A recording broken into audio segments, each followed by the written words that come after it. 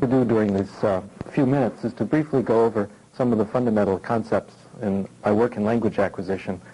I'm going to divide the presentation into three unequal parts. First, our theoretical work, and I'll be going through four basic hypotheses about language acquisition. Then I'll be talking briefly about the application, and today I'll be focusing mostly on the elementary level, beginning level language class. And finally, I'll take a few minutes and discuss why, even though I think the theory is correct, even though the theory has proved very fruitful, there are difficulties in applying it. And I'll say that some of the difficulties come from our students and some of them come from us. To the theory. The theory begins, the cornerstone of the theory is a hypothesis that we've called the acquisition learning hypothesis. It says that we have two very different ways of going about the job of getting better in another language. You can acquire language, you can learn language, and they're very different. Acquisition I've described as a subconscious process. And subconscious really means two things. It means, first of all, while you're acquiring, you don't always know you're acquiring. It goes on below your level of awareness. For example, you're reading a book, you're listening to a conversation, you're listening to a presentation such as this one. You are, of course, listening to the presentation, you are reading the book, but without realizing it at the same time, you might be acquiring. Second, once you're finished acquiring, you're not always aware that anything has happened. A good demonstration of this is the universal experience we've had of hearing someone make a mistake in our own language. Now, when you hear someone make a mistake in your own language, very rarely can you tell exactly what rule was broken. When I hear someone make a mistake in English, for example, my first language, most of the time I can tell what rule was broken. I have a PhD in linguistics, in grammar, in fact, which some people find a strange thing to have studied. But even despite all this training in grammar, I can't always tell exactly what rule was broken. Instead, I have a feeling that something is wrong, but I can't quite put my finger on it. That feeling for correctness, that feeling for language, is what we call language acquisition. We think everyone can acquire language. Everyone can pick up language subconsciously. Children acquire their first languages. Children acquire second languages. Adults acquire language. The ability to subconsciously pick up language does not disappear when you enter school. It does not disappear when you become a teenager. It doesn't disappear when you get older. It's with us forever. We think the language acquisition device never shuts off. Very different from acquisition is what we call learning. That's what most of us did in school.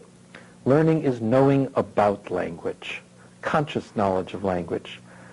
In English public schools, for example, we learn that a noun is the name of a person, place, thing, or idea. We learn that the subject and the verb are supposed to agree. This is conscious language learning. Language acquisition and language learning are very, very different. In fact, I think very different psychological processes are involved. Of the two, acquisition and learning, the research has been telling me that acquisition is far more important. Here's how we think they interrelate.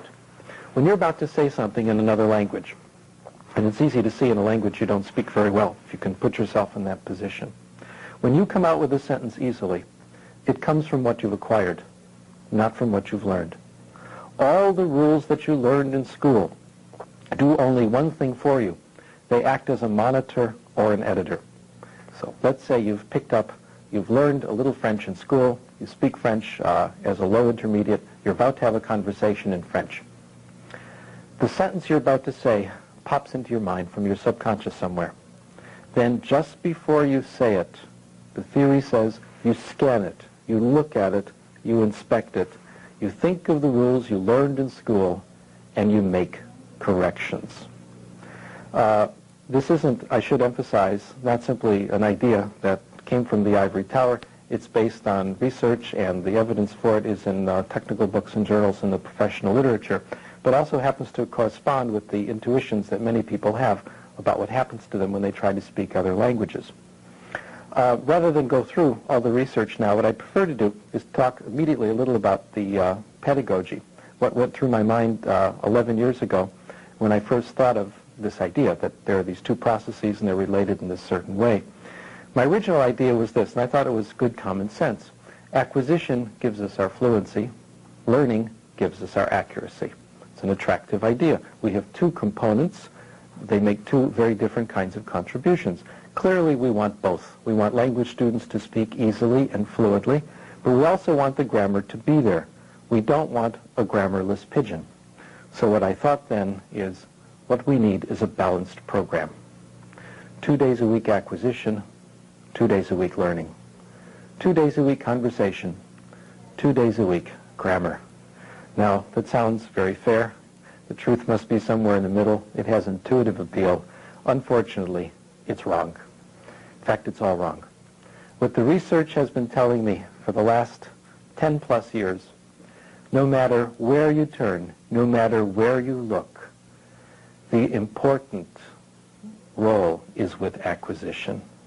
Acquisition gives us fluency and accuracy.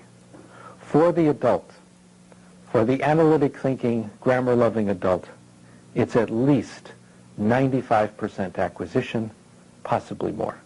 For the child, it's 100%. And I'd also like to admit this to you.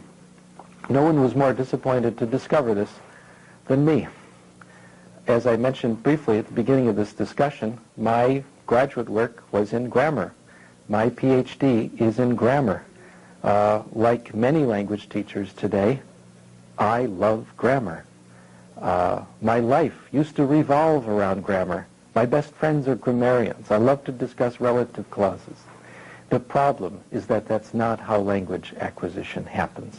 Language acquisition does not happen by learning grammar rules, by memorizing vocabulary lists.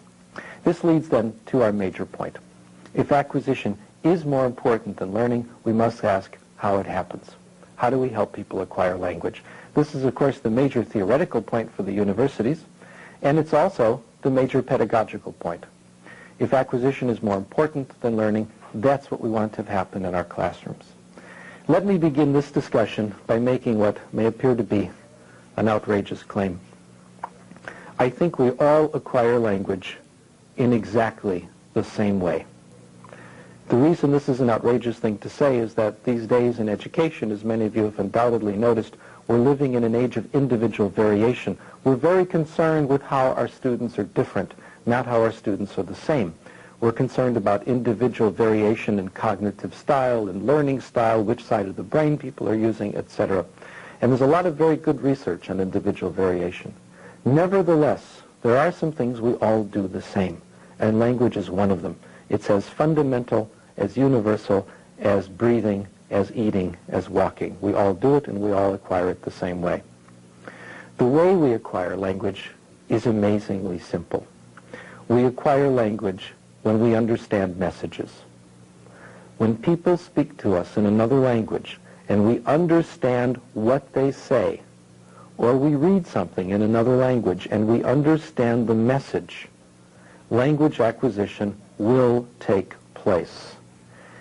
In fact, it's an amazing thing. Language acquisition takes place necessarily. It's unavoidable. You can't help it. Given messages people understand, what we call comprehensible input, the language acquisition device goes to work. It happens subconsciously, automatically, and inevitably. Some of you will recognize some of these ideas from Chomsky's philosophizing, especially from his book Reflections on Language. My contribution to the Chomskyan way of thinking is to claim that not only is there a language acquisition that works in children, but it works for second languages as well. And as I mentioned in the beginning of the talk, it doesn't degenerate.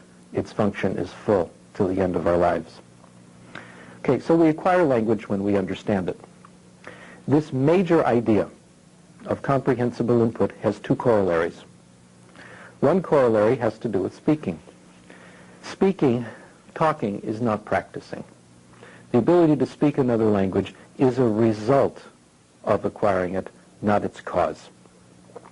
For example, if you want to improve your English, it will not help you to speak English to yourself as you drive to work in the morning in your car. If you want to improve your French, it will not help you to close the bathroom door and speak French to the mirror. I used to think those things help. Now I'm convinced they don't. The ability to speak a language is a result of getting language acquisition, not its cause. In fact, you can look at your own experience to see that this is so. If you've ever been a student in a language class, you can see this. If you give adults comprehensible input, if they understand the messages, in a good language class, after a week or two, 10, 15 hours on the average, my experience has been that talking simply comes. It emerges on its own. You literally can't hold it back unless there's some kind of block, which we'll talk about later. Again, evidence for this is all over the theoretical literature, in my opinion. Many of us have had practical experiences which demonstrate that it's so as well. Children who come to countries, immigrant children, for example, limited English proficient students in the United States, for example, typically when they arrive, they don't start speaking right away. There's usually a period of several months until they start talking. What we typically see then, when children do start to speak, is that their speech follows a certain natural development in language acquisition. Certain things come early, certain things tend to come in the middle, certain things come later. And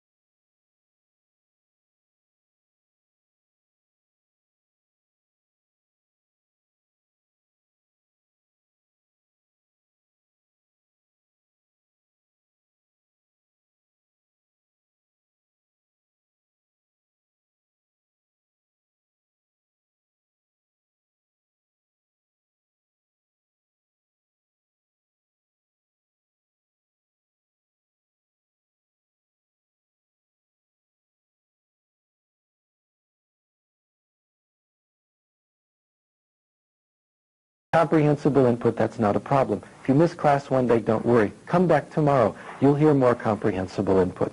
You'll hear more of the rule that you happen to be ready for, no matter what that rule is. You'll see it in the readings.